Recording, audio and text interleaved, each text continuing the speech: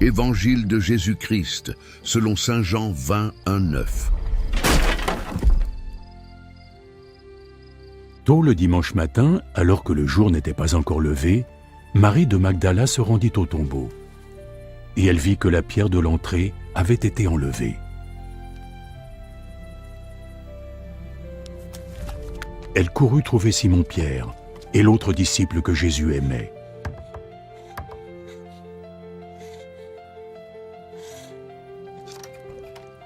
Ils ont sorti le Seigneur de son tombeau et on ne sait pas où il a été emmené. Alors Pierre et l'autre disciple sortirent et allèrent au tombeau. Tous les deux couraient vite, mais l'autre disciple courut encore plus vite que Pierre et arriva le premier au tombeau.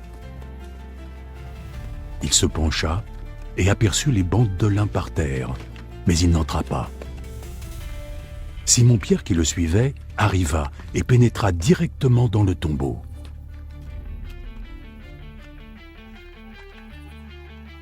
Il vit les bandes de lin à même le sol et le linge dont on avait couvert la tête de Jésus.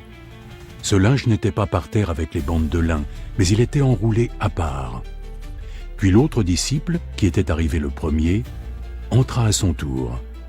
Il vit et il crut. Il ne comprenait pas encore que selon l'Écriture, Jésus devait se relever d'entre les morts. Acclamons la parole de Dieu.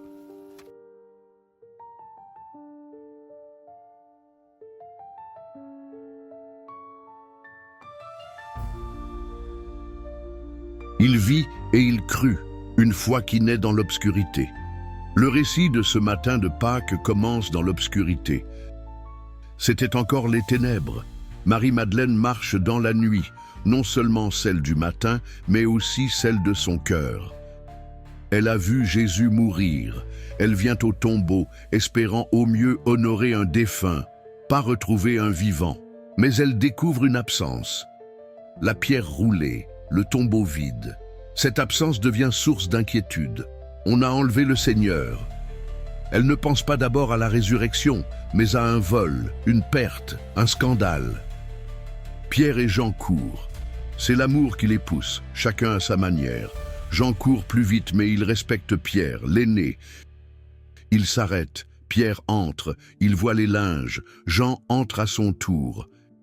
Et il crut. Mais que voit-il exactement? Rien de spectaculaire. Pas de lumière céleste, pas d'ange, pas de Jésus, seulement les linges posés là et le suaire roulé. Le détail du suaire soigneusement rangé est fort.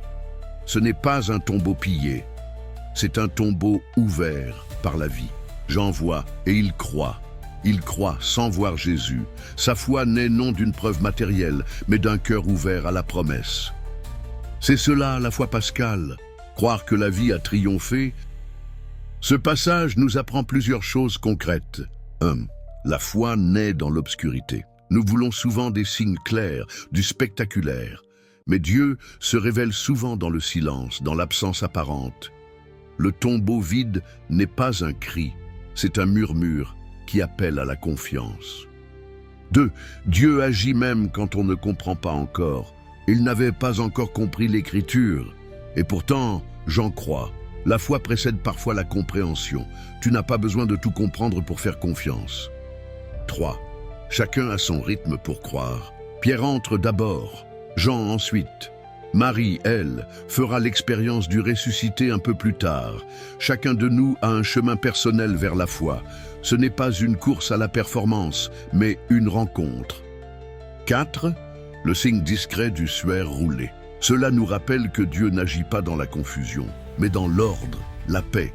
Jésus ressuscité n'a rien laissé au hasard. Sa résurrection est celle d'une vie nouvelle, paisible, accomplie. Comment vivre ce passage aujourd'hui? Quand tu fais face à un tombeau vide dans ta vie, un deuil, un échec, une trahison, choisis de faire confiance que Dieu peut faire surgir la vie même là. N'aie pas peur du silence ou de l'absence apparente de Dieu. Il agit dans l'ombre. Sois comme Jean. Même si tu ne vois pas tout, avance avec un cœur ouvert. Et surtout, annonce cette espérance autour de toi. Le tombeau est vide et cela change tout. Conclusion. Aujourd'hui, Jésus ne nous invite pas à comprendre parfaitement, mais à croire. Il nous appelle à reconnaître que l'absence devient présence, que le silence devient parole, que la mort devient vie. Il vit, et nous aussi nous pouvons croire. Bonne fête de Pâques, que cette parole porte du fruit dans ta vie.